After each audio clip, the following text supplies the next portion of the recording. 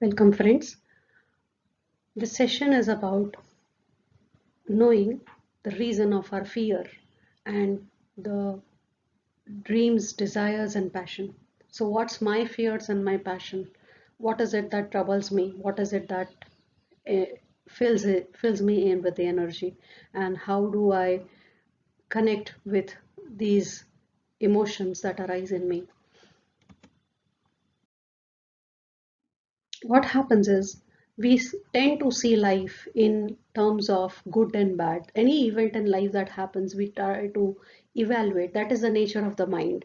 Mind tries to evaluate every event that happens in our life. It is good, it is bad, like that mind tries to continuously evaluate. So what you see here on screen is here's the good, the white circle, and the bad things happen, then we say this is the bad thing that has happened to me. But if you really look very closely, in every bad thing there is something good which is hidden, and in every good event that you feel our mind judges it like a good, there is some amount of bad which can affect us, that is inside that good event which we call good. How that is, let me explain with an example. Say I like eating sweets, and somebody gives me a full box of sweets to me. So I immediately, my mind will start evaluating it like, oh wow, this is such a good thing has happened. I like eating sweets and now I have got a full box of sweets. If I continue to eat that without having any check and balance onto how much I'm consuming it, eventually it will impact me, my health, and it will upset my regular routines. So there is, that is bad. If I talk of a bad thing that has happened, so whatever we tend to find that something bad, like Corona, we are talking of now, there is all fear around. There are, I have seen pain, people are dying. That is a fact. That is something which is part of it. But if you really look at this period which is there, this is the time when we connect with our inner self, when we connect with our higher self, when we have started taking our life, which we had, we had taken it for granted, we have started valuing it more, we have started valuing each and every aspect which we have sometimes taken for granted, like be it our health, be it our relationships, be it our family, be it our job. We have understood the value of the things that are in our life. We have, those who have understood this, they have become more grateful towards it. I have seen people who have started helping others. There are so many NGOs and organizations and human beings who are helping others. So this Corona time, though it is bad, we are, it's a, it has the sadness that is around us, but there are, this is an opportunity where we can really live fully into it. So that is how, when we see this life as it is, rather than judging it like good or bad, I would say let us start focusing and evaluating it like whether I'm doing the appropriate thing which is in my control, whether I'm doing that or not with higher conscious self. Now,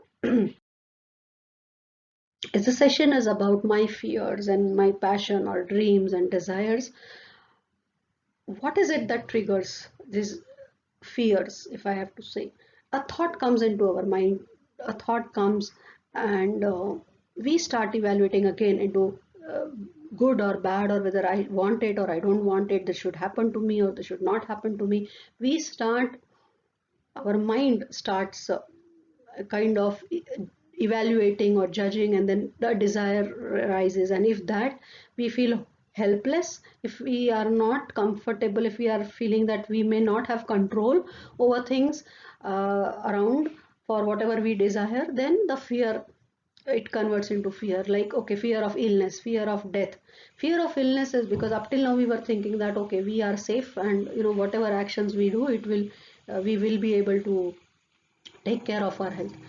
With the current situations, a new realization has come that yes, there is, whatever is in my hand, I will be able to do, I can do, but there is no guarantee that this illness will happen to me or not.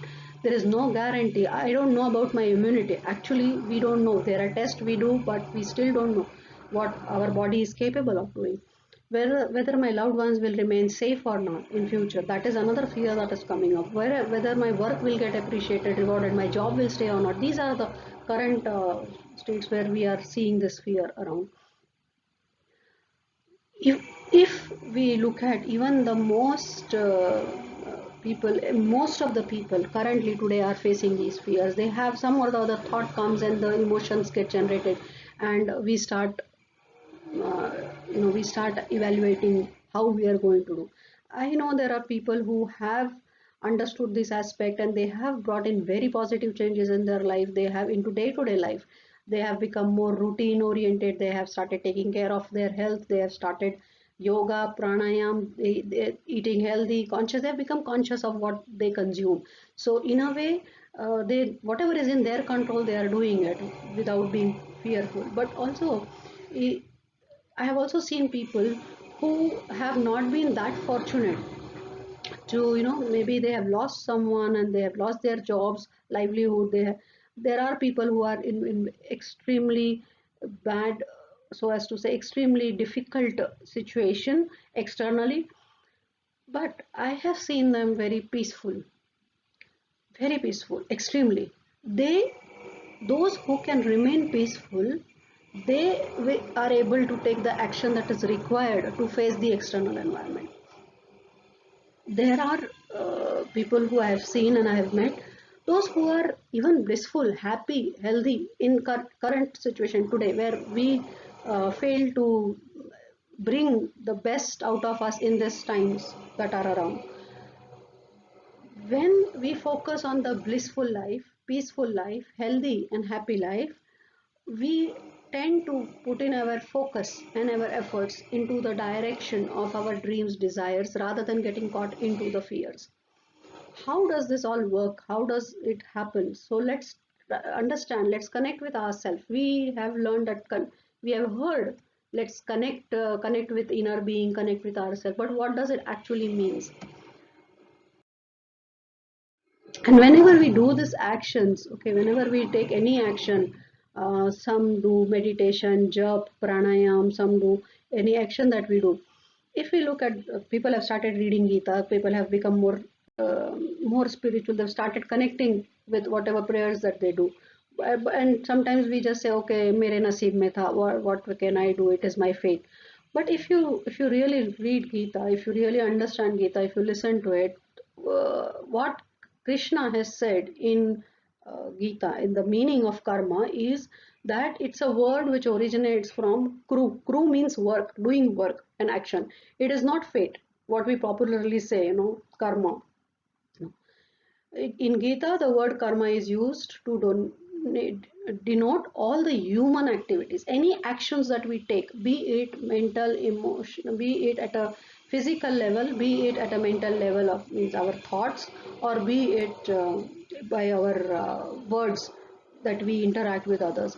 Any action that we take, those are at a high level bifurcated into four categories, like vikarma, when we do karma which is for filled with ill towards someone, we blame someone, we with filled with hatred, we are filled with hatred, and we tell someone that by action or by our words or by even our thoughts, it is called sin, it is called vikarma. If any action that we do which is taken and done in ignorance, like young kids or small kids or younger ones who do the action, they are not aware of the consequences of those actions, they are not fully equipped to differentiate between what they are doing, how that will impact others. They are only focused on, okay, I want this, I want this. They are just too focused into their things, and they're not fully able to comprehend the reason of their action. That we can call ignorance, a karma. But as we mature and as we grow and as our intelligence is developed, we tend to do karma which is like for our own good, our own benefit, where okay, I want to remain healthy, let me eat healthy food. I want strength, let me do certain things. I want to earn, let me do a job and let me earn money. Those, because we are doing it something in expectation of returns, it is called bounded deeds, it is called bounded sakam karma, where it is still binding us in this life of life and death, in this circle of life and death, because we are bounded, we are expecting some results out of those actions. Is there anything wrong? No, I wouldn't say that is something wrong. Okay, we do those actions, but with a understanding that these are bound, these are the deeds which will bound me into this circle. It will not allow me to free from this circle of life and death. And what happens is, whenever we are doing with some intention, like, okay, I set up my goal and I am doing this for with this goal to achieve it, when that doesn't happen, then we tend to become or when we see that it may not happen, or we feel we are not fully in control of getting the outcome. We are anyways not never ever in control of the outcome of the things. We are only can focus on our actions that can be done. What happens is we are bounded, then the fear arises, or hatred arises, or depression arises, why certain thing has not happened. When we do any action which is free of any expectation of return, then it becomes nishkam karma, and that is why one should one should do nishkam karma. That is the reason we should do nishkam karma. We should balance between sakam and nishkam. At least a part of our actions or focus should be doing in nishkam karma. What happens is, when we do any action without the expectation of returns, you will see, and you would have already experienced this, that it fills you with immense bliss. The difference between happiness and bliss and peace. So this bliss is the highest level of happiness, means where we are internally filled with. Okay, by doing nishkam karma, even if somebody comes and then says that, oh wow, you did great job, you are doing a great job, if it feels a little bit of even ego in me, that yes, I did it, then it never remains a nishkam karma, it becomes a sakam karma, because it is increasing my ego. So that needs to be understood about our action, why we are doing, how does it impact, how do we get out from this. There is a lot of peace inside each one of us. We each one is a very blissful soul. You might have heard this in various satsang that you would go to name a few. Like, everybody talks about this bliss, even in Gita also there is mentioned. But let's try to understand and connect with how we can connect to that our inner bliss. So we have 5 layers to ourselves. One is our physical body, which we call Annamaya Kosh. So physical body is the body which is built with when we eat healthy food, which is we call it like bones and flesh, the matter. That is the physical body. We see hands, eyes, organs that we are aware of, we can heal. That is the physical body. The second is the energy body. We take pran, we take breath, right? The difference between living being and a dead body is there is no pran, there is no energy. So there are activities which increases the prana in our body, the energy levels of our body. The pranayam, ayam, pranayam. Ayam means regulated. There are exercises where we do the regulated breathing of the body, of regulated breathing, and we increase the our energy body is charged. We also talk about, you would have already read about, and there are a lot of material available on the chakras, how the energy chakras flow, how chakras are blocked, why they are blocked. We call it they are blocked because of emotions. So what happens is, when fear arises or when anything arises, it blocks our emotions. It tends to, fear is a very powerful emotion.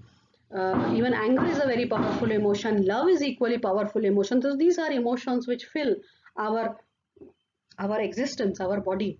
But this is emotional body, this is which we call manomaya kosh.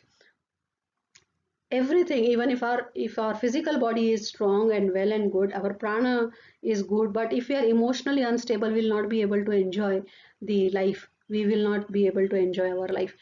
The Vijnanmaya Kosh, the wisdom body, what happens is, when emotionally we are unstable, emotionally we are very much disturbed, but if we have that wisdom, we are able to connect, we are able to control our emotions in a way, channelize our emotions in a proper way.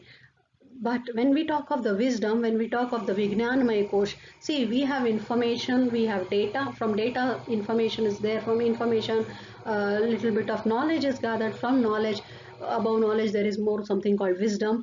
And above wisdom, it is like what we call is Vijnan. It is a gnan which is stored inside everywhere in the body. The memories are also stored. It is clear, more clear. And at some point in time, you will feel that even irrespective of whatever wise we are, we tend to get stuck and blocked at some point in time. uh, we feel lost. How much we think, how much we have read, how much we have listened, but we feel stuck at that point in time when we go and we approach someone and we ask them, like, even I do that. I approach my friends that, hey, I'm not able to comprehend this. I need your guidance, I need your help. So because we need a third person's view and they tell us something, what happens is, even after receiving, even after someone sharing some of their wisdom with us, if we are not open to receiving it, we will not accept it, we will not bring those changes in our life, and we'll still get stuck into this cycle of fear. And why we tend to do that. So the objective here is to understand how we can come out of this cycle of always being in fear, or always, what is our main objective is that how can we remain blissful, how can we remain peaceful most of the time out of 24 hours. I mean, if we are, it is our nature. Actually, I have experienced this in 10 days vipassana course. When I had been there, I was able to, where we were cut off from the external world, we were only into meditation. There were regulated, there were instructions that only those used to play, and we were not talking to anyone, even with words or actions or anything. We were within ourselves always. There are methods which and after the 10th day, when I started talking, on the 10th day we are asked to call someone, whoever we like, or we are open to interact. My voice had changed. My voice had changed. I couldn't believe that it is me who is talking. I felt so blissful, so peaceful, so joyous, without anything external. As if I wanted to go more and I wanted to practice more. Something inside me. There were a lot of things that were happening in the life around earlier when I went, but when I could touch my innermost core, I could feel that, and and still I was not totally believing in that practice. I can share that how our mind tricks us. I could see on my I had some physical ailments. They all of them gone in 10 days sitting without any meditation. Body knows how to heal itself. And I'm saying this with my own experience. So it's not a bookish knowledge. It is the experiential level knowledge. It is what I have done. But yet I was not sure. I didn't trust it blindly. I didn't. I still was doubtful. And then I did the second session thinking, okay, let me see what this is. What is the mechanism? What is the scientific mechanism behind it? Then I did one more session, like a third session, after 2 3 years, and again I did. And finally, I mean, I would be happy to share that this process, this method is scientific. I have accepted, I have now faith why this method is scientific. To an understanding, it has helped me tremendously in my day-to-day life, in my behavioral aspect, in my handling the situation. Yes, there are times when I tend to become little bit disturbed. The reason is not because the method is imperfect.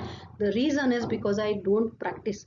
If I don't practice it daily, like, it's like this: if I want to eat, I need to cook the food, then only I like get to eat. So same way, when I do the practice daily, my meditation, my pranayam, whenever I'm doing it daily, then it will help me, then only it will affect me in a positive way, right? Otherwise, I can read thousands of books, and I can watch thousands of videos. That knowledge, that information is so much available.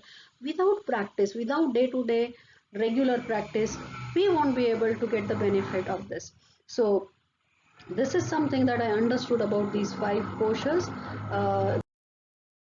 which I wanted to share with you.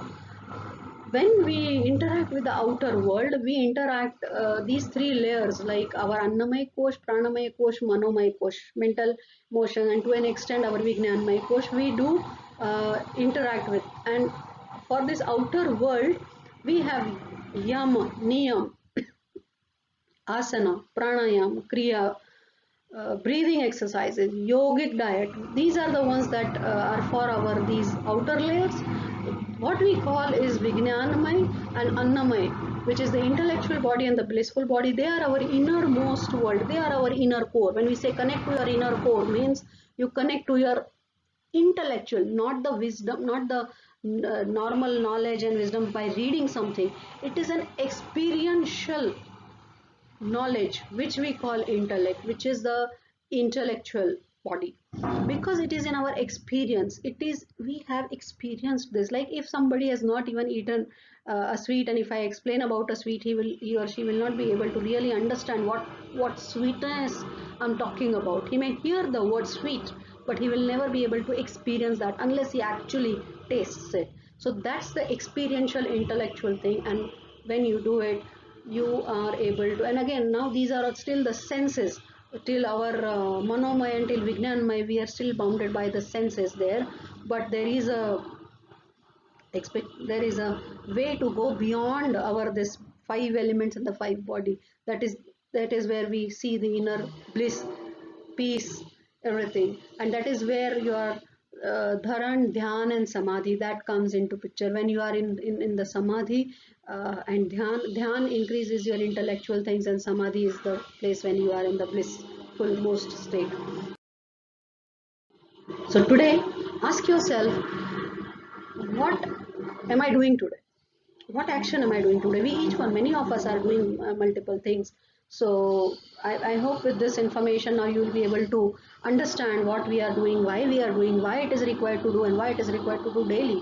Because when we are connected to our inner core, when we are connected to our most blissful state, fear does not touch us. The fear of death doesn't worry us. Death, it is going to come, we know, not today, tomorrow, anywhere. It will only help us every day. In fact, we are dying every moment. A cell is from child to becoming this body that we have accumulated today. It has happened not like overnight. It has happened over years, over every moment we die. Every moment we are born, reborn, portions of us, cell after cell. It has been there in biology. We have studied it. We need to look into it in that aspect. Every breath that we take, we are bringing in those energies of our pranic body. Every second, many of our cells are dying, and many are you know reproduced. So did I eat my fruit today? Did I eat healthy? That is taking care of aspect of your physical body. Did I do my practices, my sadhana, yoga, pranayam, vipassana, anapan, whatever you believe in? If you are doing pranayam and yoga, that is for the pranic body, which can ultimately in the dhyan afterwards, when you do the dhyan, it will take you to the blissful state. But pranayam or any yogic exercises are for the, don't do them at like exercises. That is why we have said that you do it with full consciousness, so that you can get the most benefit out of it. Yoga done only as an exercises does help the body and the pran to an extent, but if you want to reach to the innermost core, you need to be 100% there. When you are doing it, you need to be 100% connected to yourself, not like what the next person is doing, or this side the person is doing, or not for the teacher because teacher is seeing me. No, it is for me that I'm doing it. And when I'm connected to that consciousness that is within me, that is where I will get the maximum benefit. Do I do Anapan, Vipassana, Nam Jap, Gita reading, listening? Did I do that today? Did I read? Nam Jap will help you concentrate your mind, which is good in a way to affect you, like being a mentally where the mind is where your mental state is trying to be concentrated, but into an external figure, like what we call God, and what we call if we figure of our any one that we pray. Gita reading will increase our understanding. But even I have seen where people who have not read Gita or who have not done Nam Jap, but they have been very religiously doing Anapan and Vipassana, questions arise in them, and then they want to get those answers to their questions. So that is the intellect rises in them, and then they, with the experiential level, at an experiential level, what is happening inside the body, they are able to relate to what is happening outside, because what is outside and what is inside is one. What I'm telling you is my truth. What I'm telling you is the truth that I have experienced and I have understood and I have connected to. But for you to understand that, you will need to get that experience yourself. Otherwise, it is not your truth. It is just my truth. So I would request that try to explore more in this area and connect with yourself. Any other actions or karma that I do today, whether they were nishkam karma, what kind of karma. So these are the couple of checks that we can do, and we can check how we are doing it. I look forward to having you in this session where we conduct every day where we focus on the natural breath. The natural breath is basically when we sit in a very calm posture, we sit cross-legged, and then when we do it's natural breath. This is not pranayam. We just tend to focus on below the nostril, above the upper lip, this much area, and we feel where the breath is coming, whether it is coming from the left nostril, right nostril, whether it is hot, or whether it is warm, or whether it is cold, or whether it is deep, or it is shallow. We try to experience it. We don't bring any word, we don't try to listen to any mantra, we only try to experience. The benefit of this is many. I would, those who are interested can contact me, and we will be able to make take you further onto this journey, and we can do these sessions together for the Anapan that I'm mentioning about here. This is the knowledge that was shared many years earlier, and it is still available with us. So I would look forward to you guys joining those sessions. Please reach out to me via the WhatsApp number or the contact or email, and I would look forward to sharing the other information about them too. Thank you so much for being here, for listening in. Thank you. Namaste.